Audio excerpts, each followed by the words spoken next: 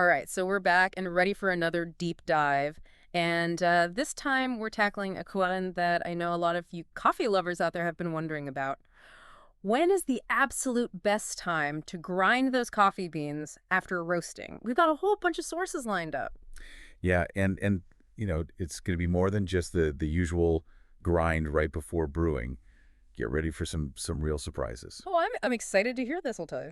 What I think is really interesting about this deep dive is that we're not just going to be telling you, when, but we're really going to explore the why. Yeah. Understanding the science behind the recommendations. It's what really gives you the power to make those smart decisions. Right. Brew a truly exceptional cup of coffee. I love it. All right, so let's unpack this. Okay. First things first. All of our sources agree that freshly ground coffee is kind of the ultimate key to unlocking all of those amazing flavors we're after. Absolutely. Yeah. Think of it this way. The moment those beans are ground, you're exposing all that surface area to the air. Yeah. And that's where oxidation comes in. Uh-huh. It's a complex reaction where oxygen is interacting with the coffee's compounds and basically starts to degrade all of those aromatics, those volatile aromatics and the nuanced tastes we love. So it's a race against time to lock those flavors in. Yes. But our sources also kind of challenge that conventional wisdom that you should always grind right after roasting. Yeah. Is that right? Exactly. So if the beans are ultra fresh, like they just came out of the roaster, Mm-hmm. they're still releasing a ton of CO2. Right. And if you grind too soon, it can trap the gas, and it leads to those clumpy grounds Huh. and uneven extraction. So one of the sources actually recommends waiting about 15 to 30 minutes just to let some of that CO2 kind of dissipate, Mm-hmm. and then you get a smoother grind and a more balanced brew. Okay. So we're aiming for like a sweet spot. Fresh, but not too fresh. Yeah. Right? Yeah, yeah. Now, I know that you are a big advocate for burr grinders. Why are they so important? Why are they so crucial in all of this? Well, it comes down to consistency. Our sources highlight that a burr grinder creates these perfectly, uniformly sized particles, and that is just so important for even extraction. Okay. Just imagine water flowing through those grounds. If they're all the same size, the water can extract the flavor compounds at an even rate, Right. and you just end up with a much more harmonious cup. Makes a total sense. It's almost like if you're steeping tea, you wouldn't want some of those leaves steeping for like minutes and minutes and others barely get wet, You'd Right. end up with a really weird, unbalanced brew. Exactly. And speaking of brewing, our sources also touch on different brewing methods, everything from French press to pour over and how grind size plays a role. That is a key point, yeah. Mm. For example, one source explains that French press, with that longer steep time, requires a coarse grind, Okay. and it prevents over-extraction, and it avoids, that bitter, muddy flavor. Yeah. That can happen when you use finely ground beans in a French press. So it's almost like you're choosing the right tool for the right job. The grind size needs to match the brewing method if you want the best result. Yeah. Now, before we dive deeper into those different brewing techniques, let's talk about storage. What are the best strategies for keeping those beans fresh, whether we're talking whole beans or pre-ground? Well, this is where those airtight containers really become your best friend. Yeah. Both sources just emphasize that you want to minimize the exposure to air.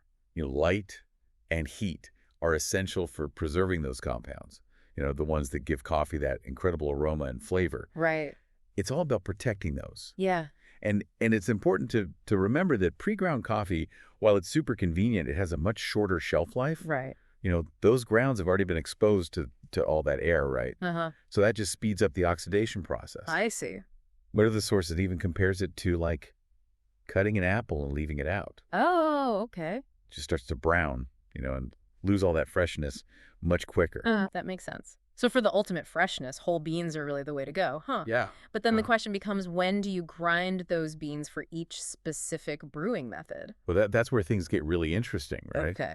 Our sources give some really great guidelines, but they also emphasize that personal preference and just experimentation is huge. I love that. It's not just about following a rigid set of rules. Yeah. It's like you use the guidelines as a starting point, and then you kind of fine-tune based on your own taste and the specific coffee you're brewing. Exactly. One source even mentions that the roast level of the beans can actually influence the ideal grind size too. Oh, really? Yeah, so darker roasts Yeah. with their more brittle structure tend to grind finer than lighter roasts. Oh, that makes sense. It's like those darker roasts have already undergone a more intense transformation, so their structure is different. Exactly. And I guess that also impacts how they break down during grinding. And it also influences how those grounds are going to interact with water during brewing. Wow. So, for example, a coarser grind might be needed for a dark roast French press, Okay. just to prevent over-extraction, even though we typically use a coarse grind for French press anyways. Yeah. This is what's so cool to me. All these like interconnected variables that all lead to that final cup. Yeah. It's like a puzzle where you're constantly kind of adjusting these pieces to find the perfect fit. Absolutely. Yep. And the beauty is there's always something new to learn Yeah. and explore. Mm. One source even gets into some less common grinding methods, Oh, really? like Yeah. like manual burr grinders and even using a blender in a pinch. Wait, a blender. I got to hear more about this. Yeah, so it's not ideal, Right. but it can work as a temporary solution. Okay. The source does caution that the grind consistency won't be as good as with a dedicated coffee grinder. Right. But, hey, if you're desperate for your caffeine fix, it's better than nothing. I love that they included that. It Yeah. just shows that they get it. Not everybody has access to all this fancy equipment. Sometimes you just got to make do. Make do with what you've got. And it ties back to that spirit of experimentation that we were talking about. Totally. It's about finding what works for you within your own context and your own resources. I love that. This deep dive has really opened my eyes to this whole world of coffee grinding. Yeah. It is so much more than just like a quick step before you brew, Well, it is. It really is. Mhm. And, as you continue to refine your own coffee ritual, Mm. I encourage you to pay attention to all those subtle differences, Yeah. in the aroma, the taste, the mouthfeel that all these different grind sizes can create. Right. It's a journey of discovery, and your palate is the guide. Ah, love it. All right. So to wrap up, what are the key takeaways for our listeners out there who are ready to brew that truly exceptional cup of coffee? Okay, so first and foremost, remember, fresh is best.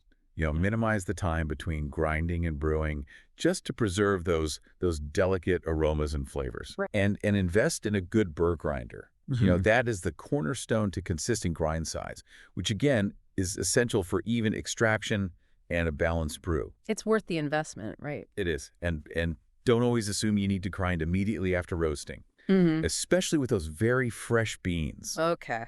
Allow for some CO2 degassing to prevent those clumpy grounds and uneven brewing. Gotcha. And when it comes to storage, airtight containers are your best friend. Keep those beans away from light heat and air just to maximize their freshness, whether they're whole or pre-ground. Makes sense. Finally, remember that the optimal grind size depends on your chosen brewing method. So use those guidelines from our sources as a starting point. But, don't be afraid to experiment and discover what really excites your palate. I love that. This deep dive has been a revelation. I mean, we've gone way beyond the surface. We've uncovered some really fascinating stuff about the art and science of coffee grinding. It's been a pleasure sharing these insights, Mm. and I hope our listener feels inspired to brew their best cup of coffee yet. Me too. Well, before we wrap up, I know you have a final thought, something to leave our listeners with. What is it? I'm ready for that final thought. What's the one thing you want our listener to walk away with? As you kind of go on this journey of coffee exploration, remember to really engage all of your senses. Yeah. Inhale those aromas when you first grind the beans. Right. Notice how the color of the grounds, can kind of give you a hint about the roast level and maybe even the potential flavor profile. Uh-huh. But most importantly, savor every sip. Pay attention to the nuances of taste, Right. the mouthfeel, the lingering finish. Yeah. It's about becoming a more mindful coffee drinker, Mhm. really appreciating the process. Exactly, yeah. It's about transforming a routine into a ritual, a Yeah. moment of sensory pleasure and connection with this amazing beverage. I love that. And by being more attuned to your senses, you'll start to discover what really resonates with your palate. And it elevates your coffee experience to a whole other level. This has been fantastic. I mean, we've covered everything from the science of oxidation to the art of finding the perfect grind size for your favorite brewing method. Yeah, it's been a pleasure sharing all of these insights with you, and I hope our listener feels inspired to brew their best cup of coffee yet. Absolutely. So go forth, embrace the world of freshly ground coffee, and let your senses be your guide. Happy brewing. Thanks for joining us for another deep dive. We'll see you next time.